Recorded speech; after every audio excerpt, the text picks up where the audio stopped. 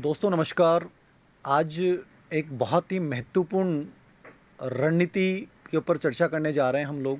और मैं कहना चाहूँगा कि ये हमारी खुशकिस्मती है और मैं एक प्रकार से इनसे बहुत प्रभावित हूँ, इनके व्यक्तित्व से।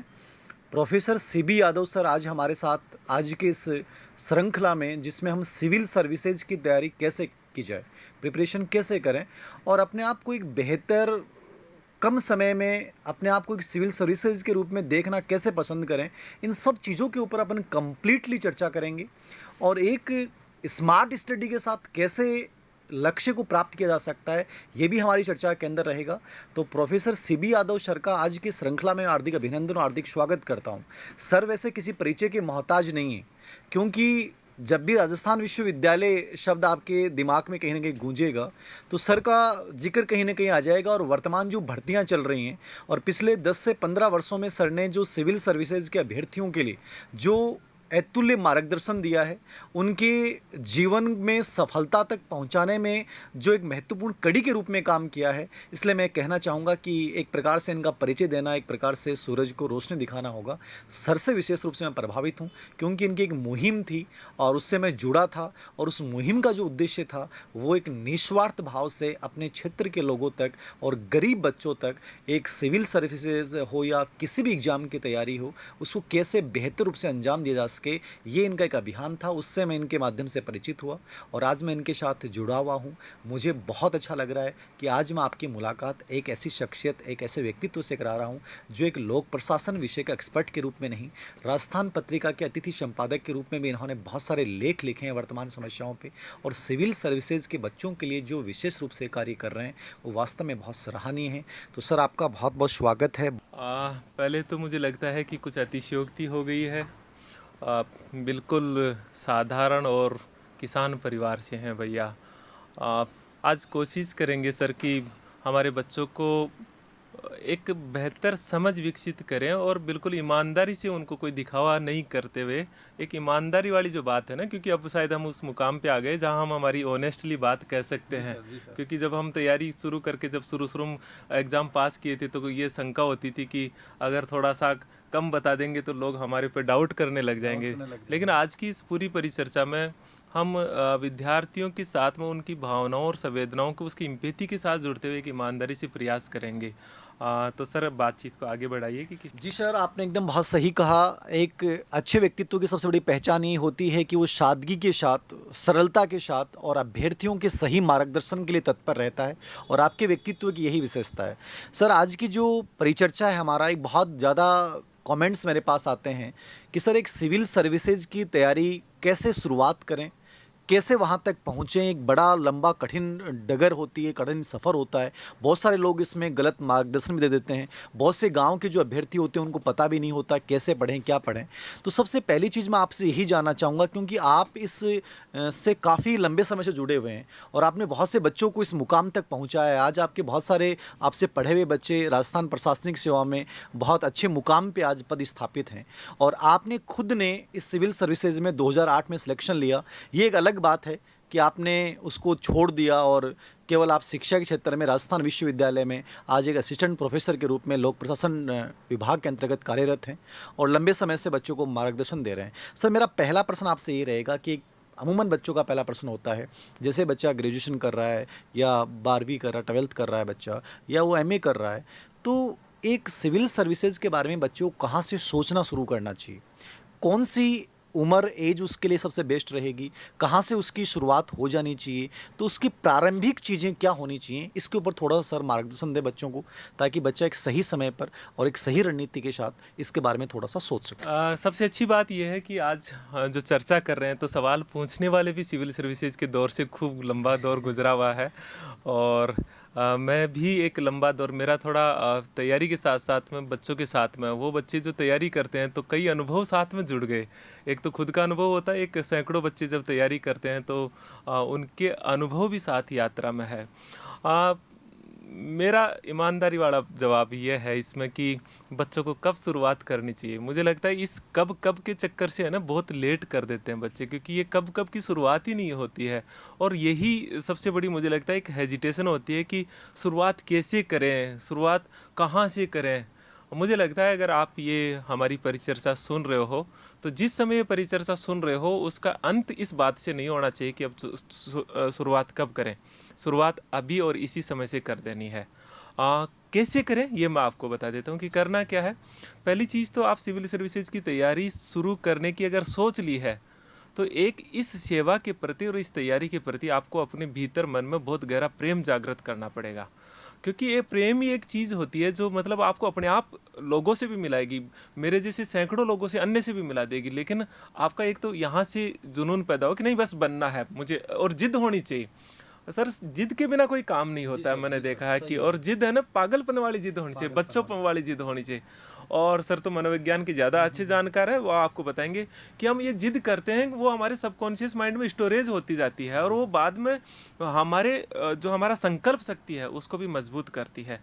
तैयारी कैसे करनी चाहिए? मुझे लगता है आपको सिलेबस ले लो, आप फर्स्ट स्टेज सिलेबस लीजिए और उसके एक एक कंटेंट को जो है अलग अलग तरीके से उसको देखने लग जाइए और उन पे काम करना शुरू कर दिया। अच्छा हिस्ट्री में ये है, पॉलिटी में ये है, अच्छा पहले मोटे मोटे पॉइंट लीजिए। मेरा ये कहना है कि आप सिलेबस को देखने लग जाओ। 4-5 दिन देखोगे तो आपको एक विश्वास जागृत होगा, अरे ये तो 10वीं तक का मैटर है, कोई खास मैटर नहीं है। यही सफलता की सर पहली कड़ी होती है, क्योंकि एक बड़ा भूत जो आपके दिमाग में है वो बड़ा भूत खत्म हो जाना चाहिए और ये भूत को मैं अभी ख़त्म कर देता हूँ। सिविल सर्विसेज की तैयारी मोटे तौर पर 10वीं तक की हम क्लास की अगर किताबें पढ़ लेते हैं तो 60-70% तैयारी हो जाती है। बताइए मतलब इतना सरल काम जिसकी शुरुआत हो उसके लिए भी आप इतना हेजिटेशन रख रहे हो कि कब शुरू करें, तो अभी से शुरू कर दीजिए। 6 से लेकर के 10 तक की किताबें ले लो, चाहे तो माध्यमिक शिक्षा बोर्ड की ले लो या NCERT की ले लो, और आज से पहले 6th क्लास की 7th क्लास की पढ़ना शुरू कर दीजिए। और आगे क्या क्या होगा वो अभी परिचर्चा में और हम आगे बता देंगे, लेकिन शुरुआत बहुत सरल है। कब से शुरू कर देनी चाहिए? मुझे लगता है 12वीं पास की हुए अगर विद्यार्थी है तो 12th पास करके फर्स्ट ईयर से कर दो, सबसे आइडियल टाइम है। लेकिन अगर समय निकल गया है तो फाइनल ईयर में तो कर दो, अगर ग्रेजुएशन हो गई, PG हो गई तो कर दीजिए। और अगर आप उससे भी आगे बढ़ गए तो एक कथन किसी ने कहा था कि जब जागो तभी सवेरा, तो उसी समय से कर देनी चाहिए। तो आज ही से ये तैयारी शुरू हो जाए, बहुत बेहतरीन चीज़ होगी और हम लोग शायद इसमें बहुत उपलब्ध रहेंगे। हम बहुत विशिष्ट लोग नहीं, हमारे मोबाइल नंबर भी इतने आसान है कि आप कभी भी बात कर सकते हो। बहुत ही सुंदर शब्दों में सर ने अपनी बात कही है कि नाउ स्टार्टअप। जब आपको ये लगे कि हाँ मुझे उसके बारे में सोचना है, आप पाठ्यक्रम को लीजिए, पाठ्यक्रम से प्रेम कीजिए। जिद आपको पालनी पड़ेगी, वो जिद से जीतन राम मांझी की हो सकती है, ठीक है, वो थॉमस एल्वा एडिशन के रूप में हो सकती है, किसी भी रूप में जिससे आप प्रेरित हो। वो जिद पालने के साथ आपको उससे प्रेम करना पड़ेगा और यदि आपने प्रेम कर लिया तो आप पहली कड़ी को पार कर चुके हैं। तो सर ने बहुत ही अच्छी शब्दों में इस चीज़ को स्पष्ट किया है कि आप 12वीं क्लास से सोचना शुरू कर दीजिए और तैयारी भी आपको शुरू कर देनी चाहिए सिविल सर्विसेज की। और यदि आप इसमें लेट हैं तो आप ये मत सोचिए कि मैं बहुत लेट हो चुका हूँ। जब भी आपको लग रहा है कि हाँ मैं कर सकता हूँ तो आप कर सकते हैं। जैसा कि पहले मुझे भी लगता था सर, एक पर्सन बहुत नॉर्मली आता था, हम जब छोटे थे हमें लगता था कि ये जो सिविल सर्विसेज में जाते हैं, कलेक्टर बनते हैं, SDM बनते हैं, वो बहुत विशिष्ट कैटेगरी के लोग हैं, उनका पारिवारिक बैकग्राउंड बहुत गजब का रहा होगा, उनका बुद्धि लब्धि, उनकी IQ तो बहुत गजब की रही होगी, उनका एकेडमिक रिकॉर्ड बहुत गजब का रहा होगा। ये पर्सन अमूमन बच्चे मेरे से भी पूछते हैं, आप भी इससे जुड़े हुए हैं, मैं भी बहुत सारे स्टूडेंट से लंबे समय से जुड़ा रहा हूँ। तो सर आप क्या मानते हैं कि क्या इसमें सबसे महत्वपूर्ण ये है कि आपका शैक्षिक रिकॉर्ड क्या है, आपकी बुद्धि क्या है, या इसमें सबसे महत्वपूर्ण ये है कि आपका EQ क्या है, कि आपने सोच लिया कि नहीं मुझे करना है, उसके बाद ये चीज़ें जो शैक्षिक रिकॉर्ड, आर्थिक परिस्थितियाँ वो कमज़ोर बोनी साबित हो जाती हैं? हाँ शायद मुझे लगता है ये आपके सवाल पे मैं अतिक्रमण करवा रहे हो आप मुझे, और फिर मनोविज्ञान मेरे से फटने लग जाएंगे बच्चे जो है ना। इस सवाल के जवाब से पहले मैं पूरा पहले वाले सवाल का एक पार्ट मुझे लगता है कि बताना ज़रूरी है। बच्चे सामान्यतः मैंने जो मेरे जीवन यात्रा में देखी है, बच्चों की एक सोच होती है कि पहले है ना छोटी मोटी नौकरी ले लेते हैं, पहले है ना कांस्टेबल या पहले कोई टीचर या कोई पहले एक स्टेप ले ले और उसके बाद में हम सिविल सर्विसेज की तैयारी करें। मुझे लगता है इस पूरे चक्र में 5-7 साल खराब हो जाते हैं। अगर हम थोड़ा सा उल्टा करें कि हम सिविल सर्विसेज की तैयारी करते और साथ साथ में ये एग्ज़ाम भी पास कर ले, तो ये तरीका स्टूडेंट ज़्यादा बेहतर होता है। सर के सवाल पे आ रहा हूँ। सर का सवाल है कि शैक्षिक बैकग्राउंड और EQ और IQ का कितना रोल है। मैंने मेरे जीवन यात्रा में जो स्टूडेंट्स के अब तक का देखा, मैंने देखा कि बहुत टैलेंटेड बच्चे, जो मेरिटोरियस स्टूडेंट, जो 10वीं 12वीं में होता है ना, पहली रैंक दूसरी रैंक आती है, वो बच्चे मैंने उनको सालों तक जूझते हुए देखा है। और एक सामान्य पृष्ठभूमि के और ग्रामीण पृष्ठभूमि के बच्चे सिविल सर्विसेज में मैंने देखा ज़्यादा डिजर्व करते हैं। उसकी वजह है क्योंकि उनका संघर्ष क्षमता ज़्यादा होती है, और इसीलिए जो ग्रामीण पृष्ठभूमि से है, जिनकी आर्थिक स्थिति खराब है, मुझे लगता है वो सिविल सर्विसेज के लिए सबसे परफेक्ट है, क्योंकि उनके भीतर संघर्ष क्षमता है। दूसरा सवाल था कि ईक्यू और आईक्यू का। मुझे लगता है बुद्धि के जो अलग अलग प्रकार है, एक सोशल इंटेलिजेंस होती है, एक इमोशनल इंटेलिजेंस होती है, और एक आजकल स्पिरिचुअल इंटेलिजेंस है।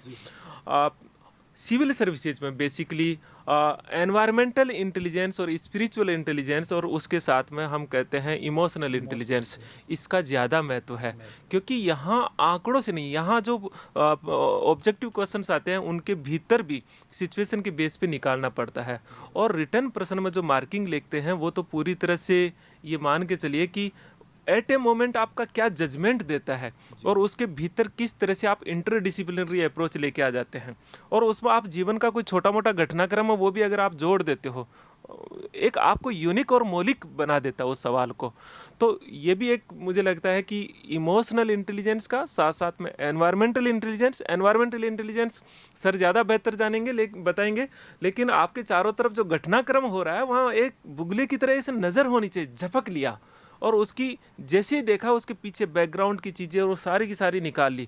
ये मुझे लगता है इमोशनल इंटेलिजेंस भी, जो ये तीसरा पक्ष मैं बता रहा हूँ सर, ये सिविल सर्विसेज में सबसे महत्वपूर्ण होता है बच्चों के लिए, और ये ज़्यादा होना चाहिए। बहुत सही बात बताई कि ईक्यू के साथ पर्यावरण की सजगता, आप कितने जागरूक हैं, आप अपने वातावरण से जो बहुत पॉजिटिव चीज़ें हैं उनको कितना ग्रहण कर पा रहे हैं, ये सबसे ज़रूरी है आपके लिए। आपकी बुद्धि लब्धि क्या, जैसे सर ने बताया कि मेरिट में टॉप होल्डर बच्चे हैं, उन्होंने भी संघर्ष करते हुए देखा। और मैं और सर लंबे समय से कोचिंग सेक्टर्स में भी बच्चों को निःशुल्क मार्गदर्शन दिया है, तो हमने इन चीज़ों को महसूस भी किया है कि बहुत जल्दी वो बच्चे डिप्रेशन में आते हैं, जबकि ग्रामीण पृष्ठभूमि का बच्चा एक बहुत जल्दी आईएएस में टॉप रैंक ले जाता है, और वर्तमान में रिजल्ट यही साबित कर रहे हैं। तो सबसे महत्वपूर्ण चीज़ है कि आप मजबूत कितने हैं, और उन चीज़ों का सामना कितनी मजबूती के साथ करते हैं, कितनी इच्छा शक्ति के साथ करते हैं।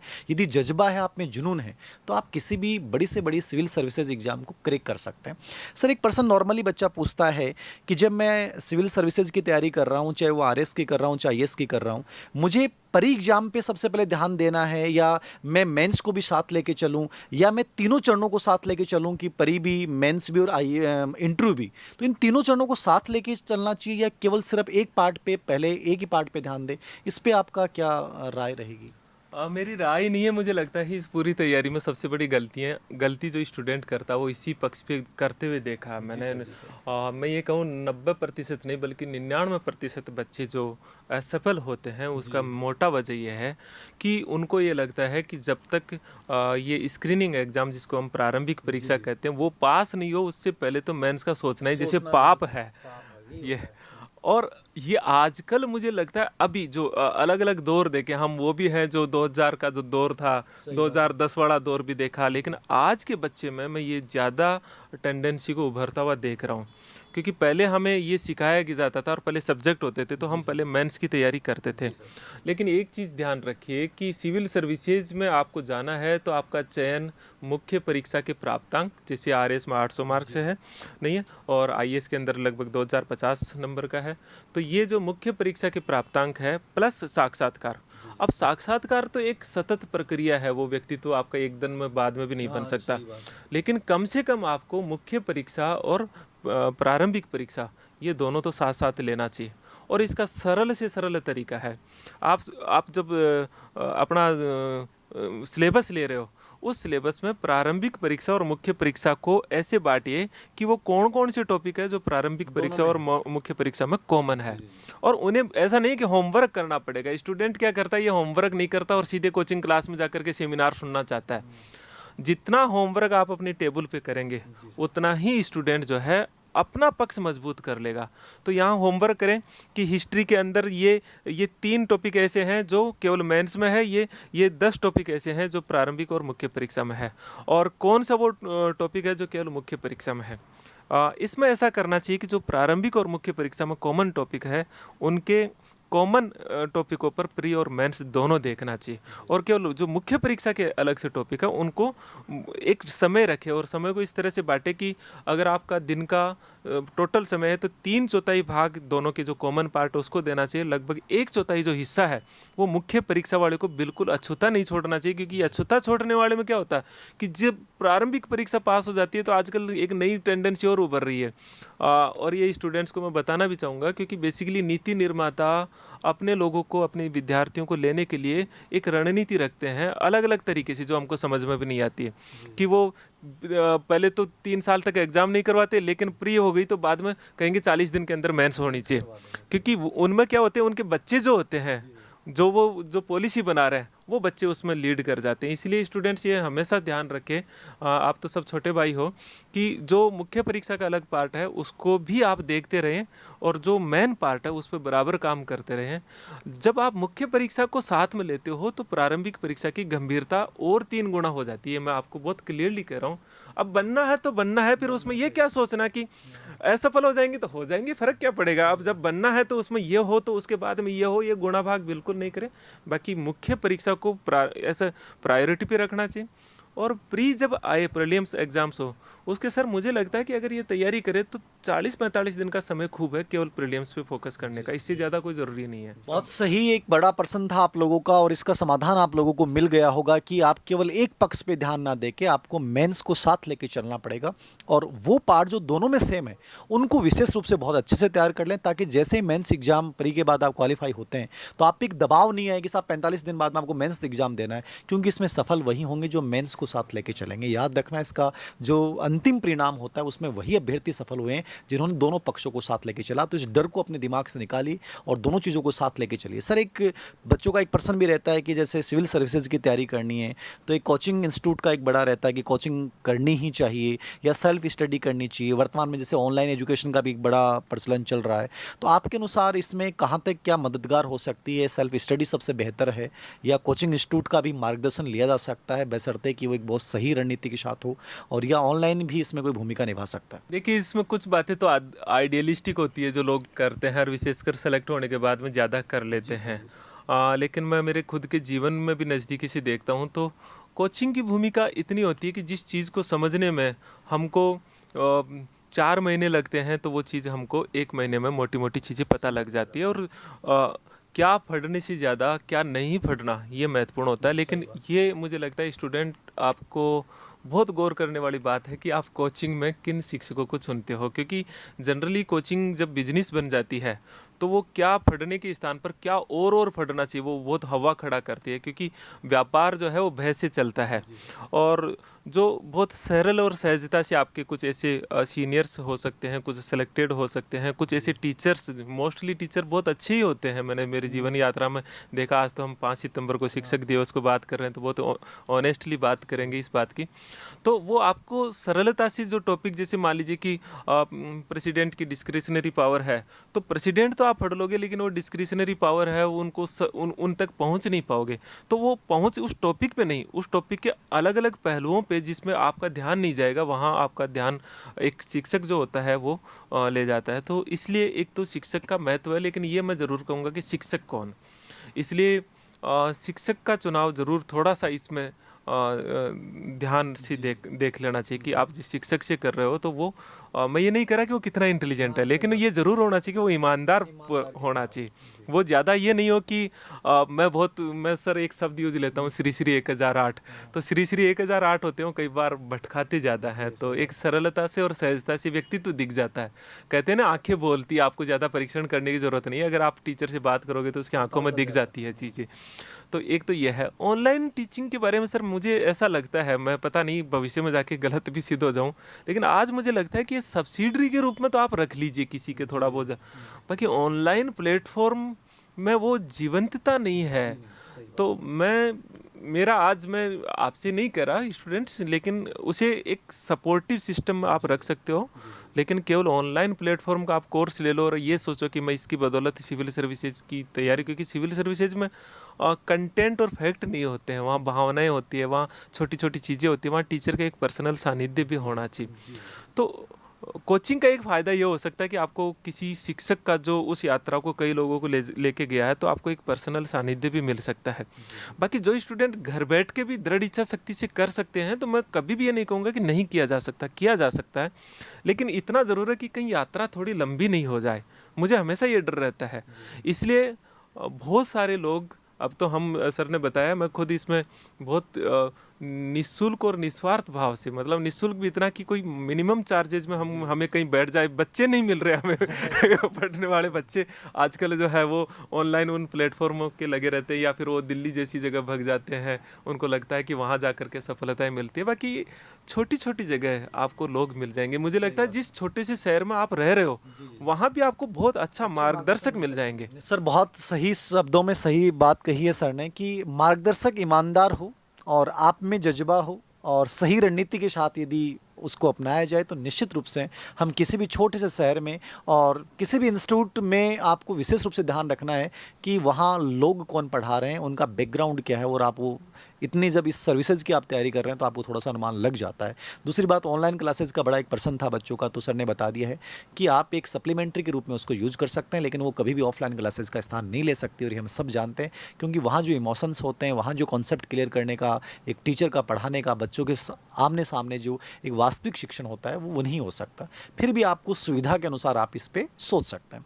सर एक प्रश्न बड़ा बच्चों का रहता है कि सर कितना एक समय चाहिए सिविल सर्विसेज को क्रैक करने के लिए, और एक प्रश्न साथ में ये भी रहता है कि ये स्मार्ट स्टडी का कॉन्सेप्ट बहुत बार मेरे सामने आता है। मैं भी बच्चों को बहुत बार बताता हूँ। मैं चाहता हूँ कि आपके मुंह से आज बच्चों को ये भी पता चल जाए कि सिविल सर्विसेज में ये स्मार्ट स्टडी की क्या भूमिका रह सकती है, और एक कितना निर्धारित समय आपके अनुसार होना चाहिए कि इतना समय में आप इस एग्ज़ाम को क्रैक कर सकते हैं। हाँ, मुझे लगता है स्मार्ट स्टडी तो मैं आपके वीडियो देख करके सीखता हूँ हाँ, लेकिन मेरे अनुभव आपके अतिरिक्त वाले जो है वो बता देता हूँ, और समय भी बता देता हूँ। स्टूडेंट, मेरा ये मानना है कि परीक्षा प्रणालियाँ कोलैप्स मार गई है।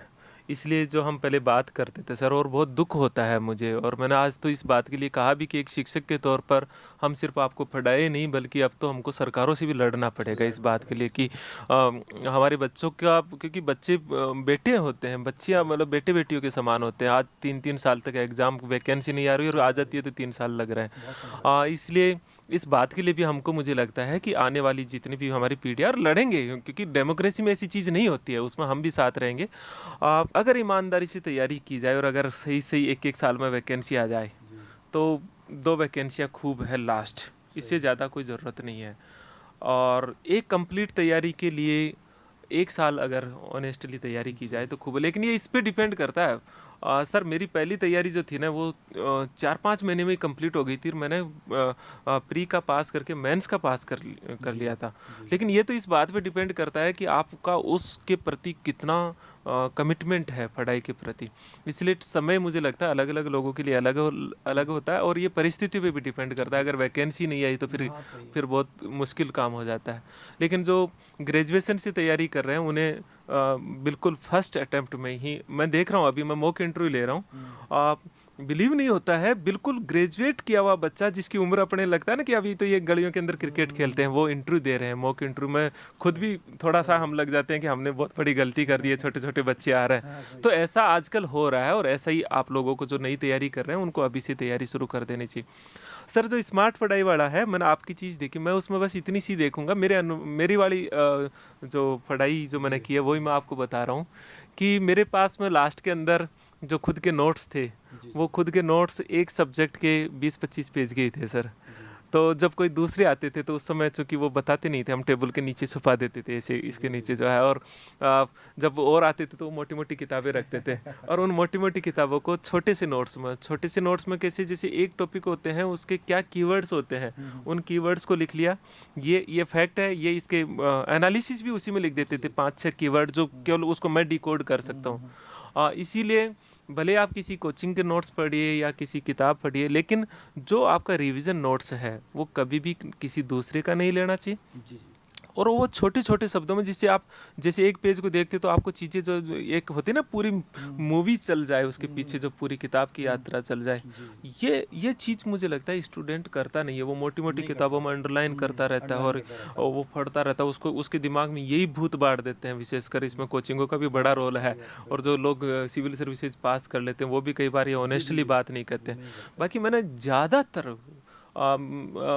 मित्रों, मेरे सैकड़ों दोस्त, हम ग्रुप में थे, ग्रुप पूरा का पूरा सेलेक्ट होता था, और हम उनका यही देखते थे कि हाँ ये ज़रूर कर सकते हैं इसमें, कि जैसे 5 फ्रेंड आपस में तैयारी कर रहे हैं तो वो बांट सकते हैं कि एक पार्ट का आप कर लो, एक पार्ट का आप कर लो, और फिर वो एक दूसरे को समझा दें।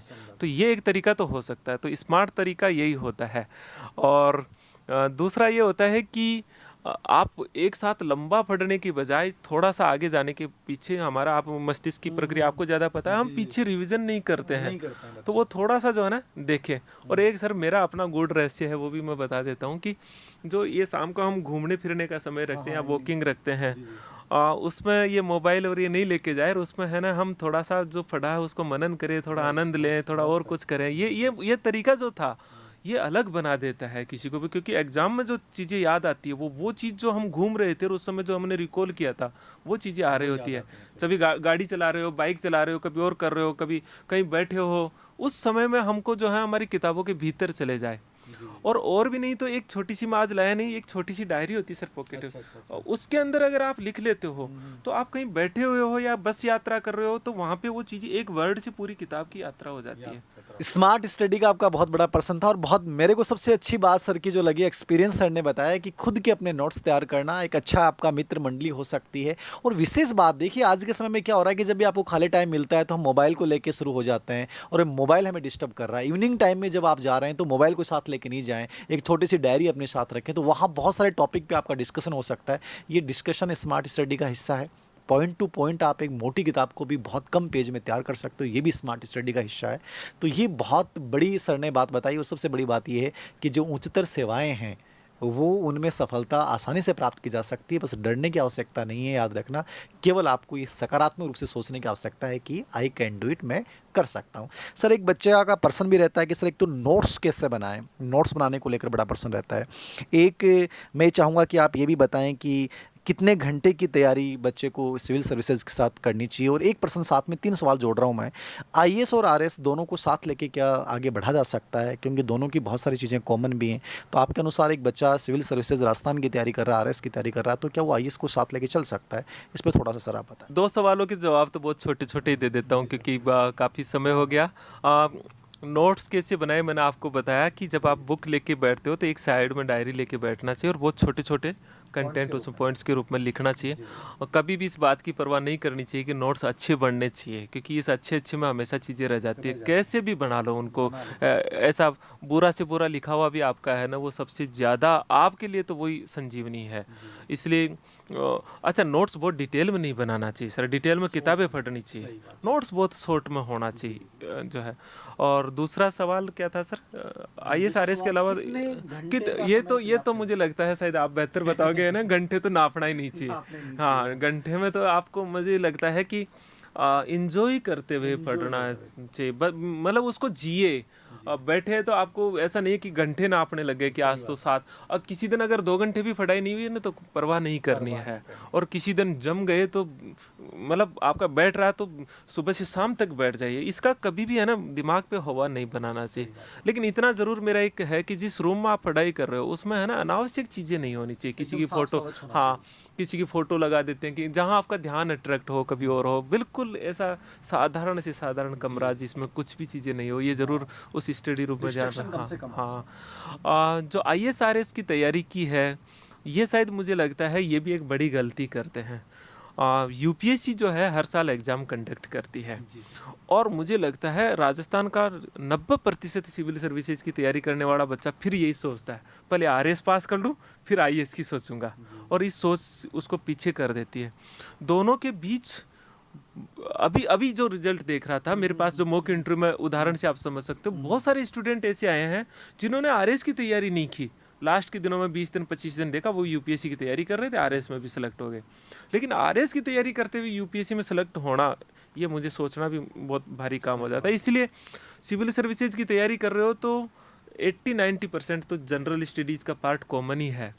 एक यूपीएससी के अंदर एक सब्जेक्ट लेना पड़ता है और सब्जेक्ट ऐसा लिया जा सकता है जो आपकी जनरल स्टडीज को मदद करे, तो फिर वो आरएस में भी मदद कर देता है। तो दोनों की तैयारी अगर बच्चा साथ करता है तो उससे जो ये डिप्रेशन वाली शिकायत है, कई बार आरएस 3 साल तक नहीं आए, 2 साल तक नहीं आए, वो वाली भी उससे नहीं हो। उसमें क्या होता है सर कि हर साल जब बच्चा तैयारी देता है यूपीएससी, 2 साल बीच में दे लिया, तो 2 साल खाली बैठने से बढ़िया है कि 2 साल यूपीएससी में फेल होना।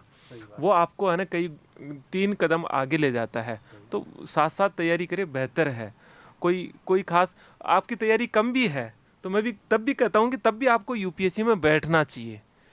आपके चांसेस को कई तो ये होते हैं लास्ट तक बुढ़ापा हो जाता है, उम्र निकल जाती है और चांसेस गिनते रहते हैं। चांसेस को खास काउंट नहीं करना और लाइफ का इतना गुणा भाग भी नहीं करना चाहिए सर, मेरा तो यही मानना है। बहुत सही बात सर। एक सवाल मैं और पूछना चाहूँगा आपसे कि एक बच्चा है, नया बच्चा है, फ्रेश बच्चा है, वो आरएस की तैयारी शुरू करना चाहता है या आईएएस की शुरू करना चाहता है, तो स्पेशली मैं आपसे पूछूंगा कि आरएस का वर्तमान जो नवीनतम पैटर्न है, आपने बहुत सारे बच्चों को मार्गदर्शन दिया है, जैसा मैंने देखा है, आपके बहुत सारे स्टूडेंट वर्तमान में बहुत अच्छी पोस्ट पे कार्यरत हैं।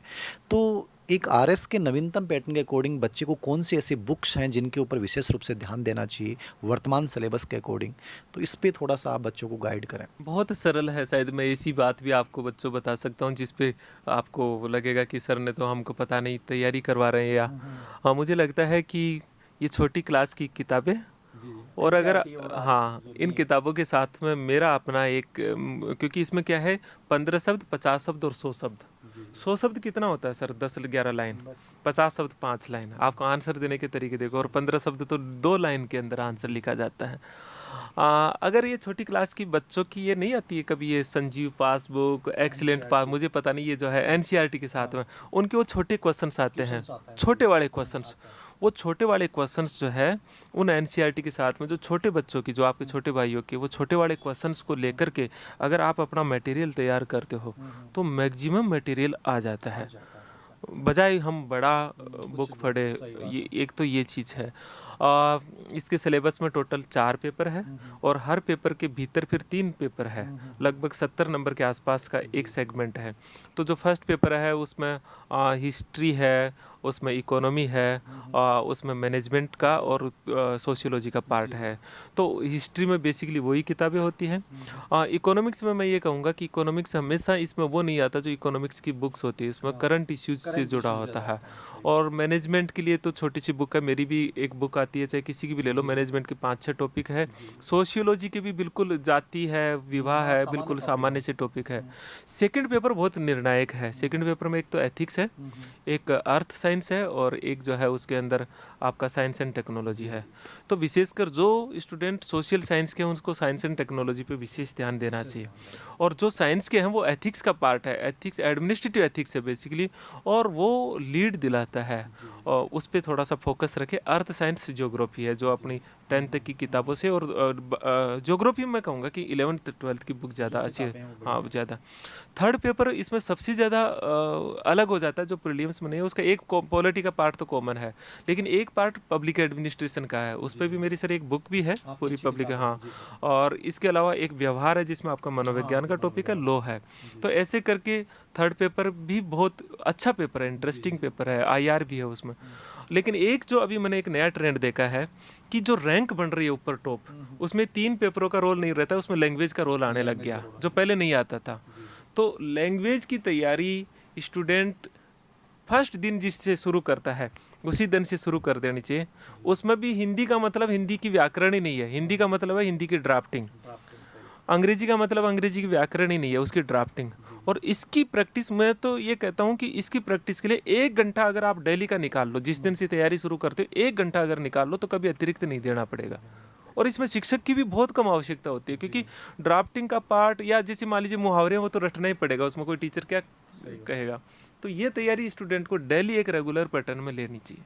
सर, आपने बहुत सही मार्गदर्शन दिया है इन बच्चों के लिए। मैं अंतिम रूप से एक सवाल आज के समय में हमारे सबके ज़हन में आता है कि जैसे सिविल सर्विसेज में मीडियम को लेकर एक बड़ा विवाद खड़ा रहता है कि इंग्लिश मीडियम के बच्चों को ज़्यादा फ़ायदा मिल रहा है, हिंदी मीडियम के बच्चे बहुत कम सफल हो पा रहे हैं।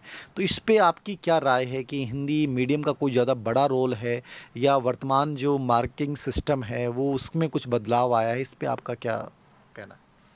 चिंताजनक बात है और शायद जल्दी ही ये चिंताएं दूर भी होनी चाहिए। ऐसी कोशिश हम सब लोग कर रहे हैं। आजकल तो सोशल मीडिया पे कैंपेनिंग भी चला रहे हैं, खूब कैंपेनिंग चला रहे हैं।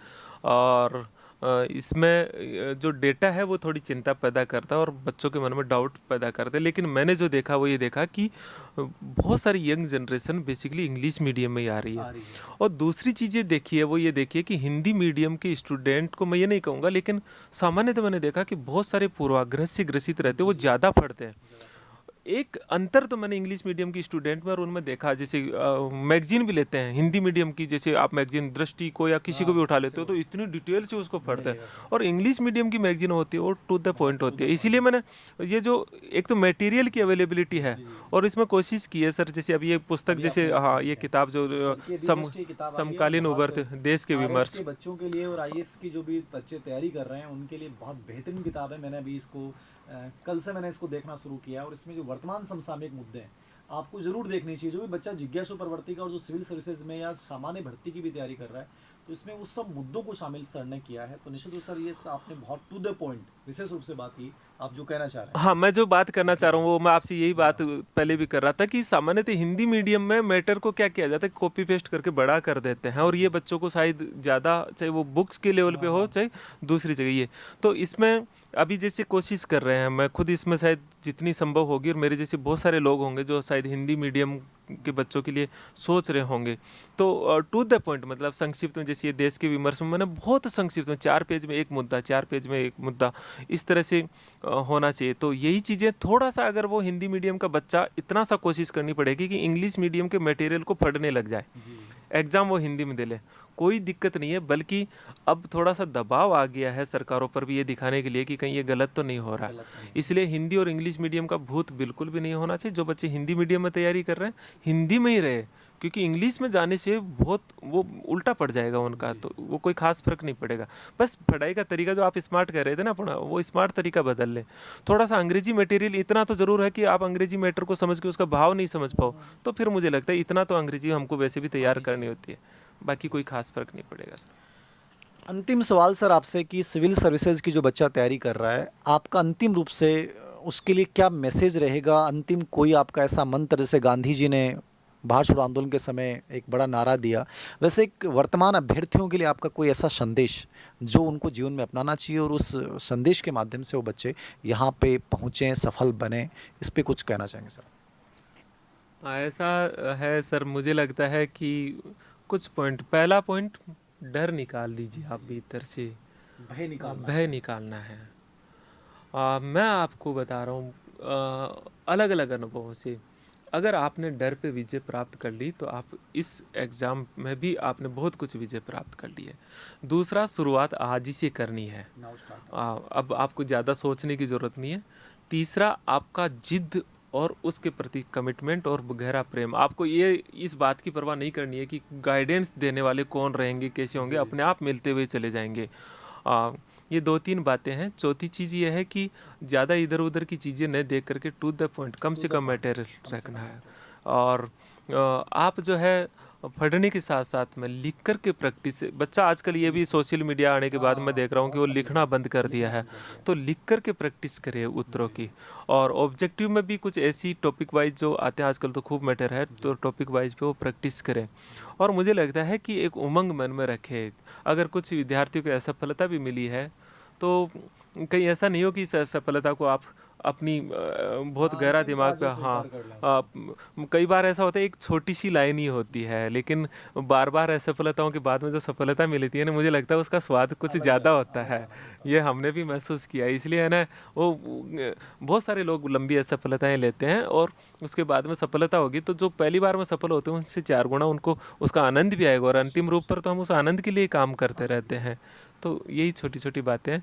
और मुझे लगता है कि मेरे से बहुत सारे ज़्यादा जानते हैं, लेकिन फिर भी चूँकि मुझे एक अतिथि के रूप में बैठाया है, इसलिए मैं एक विशेषज्ञ के व्यक्ति के सामने जवाब दे रहा हूँ, लेकिन मैं मेरी ड्यूटीज़ को जितना निभा सका हूँ वो है। हमारे मोबाइल नंबर, हमारी अवेलेबिलिटी अपनी आपकी भी बहुत ईजी है। मुझे लगता है कि ये वीडियो आपका अंतिम वीडियो नहीं है, हम इस परिचर्चा को और आगे बढ़ाएंगे। और हमारे से किसी तरह का संपर्क हो, मेरा तो बच्चा आना चाहिए, तो राजस्थान यूनिवर्सिटी के कैंपस में मैं कोई बहुत बड़ी जगह नहीं मिलूंगा, चाहे कि थड़ी पे बैठा हुआ भी मिल जाऊंगा, तो आप कभी भी आ सकते हैं, हम बैठे हुए हैं। आपसे जितनी मदद होगी हम मदद करेंगे। जो बच्चे थोड़े से इकोनॉमिक रूप से कमज़ोर है, विशेषकर सिविल सर्विसेज की वो तैयारी करना चाहते हैं, निश्चित तौर पर ही वो आए, उनकी मदद की जाएगी। इसमें मतलब जितना दिल से मदद हो सकती है, जिस सीमा तक हम मदद कर सकते हैं वो मदद सर आप भी करते हो, वो मदद मैं भी करता हूँ। सर ने सही कहा है कि जो बच्चा इच्छा शक्ति रखता है उसके लिए हम लोग तैयार हैं। और सर बहुत सिंपल और सादगी के साथ रहते हैं, और इसका बड़ा उदाहरण है कि सीबी कैंपस के नाम से इन्होंने बहुत कम फीस में, मतलब लागत में, बच्चों को कम्प्लीटली मार्गदर्शन दे रहे हैं। तो आप में से जो बच्चा इसकी तैयारी करना चाहता है, जिस बच्चे में जुनून है, जिस आर्थिक परिस्थितियों की वजह से अपने आप को कमज़ोर मानता है, वो ज़रूर मिले सर के माध्यम से, मेरे माध्यम से, आपका कोई भी पर्सन हो, क्योंकि ये शुरुआती श्रृंखला है सिविल सर्विसेज की तैयारी के लिए। हम इसकी कई कड़ियाँ आगे और जारी करेंगे, उसमें आपके जो पर्सन आएंगे कमेंट बॉक्स में, उसके आधार पे और क्या आपके सवाल होंगे, उसके आधार पे एक वीडियो हम और बनाएंगे। और जो भी मार्गदर्शन होगा आपका, सर के मोबाइल नंबर भी मैं उपलब्ध करवा दूंगा, और उसके माध्यम से आप सर से और भी जानकारी चाह सकते हैं, मेरे से आप जानकारी चाह सकते हैं। तो सर आज की इस इंटरव्यू श्रृंखला में आप हमारे पास आए, आपने बहुत महत्वपूर्ण अपना समय दिया, और इन बच्चों के लिए संभवतः ये बहुत अच्छा एक प्रकार से मार्गदर्शन रहेगा। आपका बहुत बहुत धन्यवाद सर। आपका भी बहुत बहुत धन्यवाद कि मुझे विद्यार्थियों तक पहुंचा दिया। एक शिक्षक को विद्यार्थियों तक पहुंचा देते हुए मुझे लगता है कि आपके पास एक बहुत बड़ा माध्यम बन गया। ये माध्यम है और उस माध्यम को आज उपलब्ध करवाया, तो मैं भी आपके लिए इस बात के लिए कृतज्ञ हूँ कि बच्चों के लिए आभार, धन्यवाद।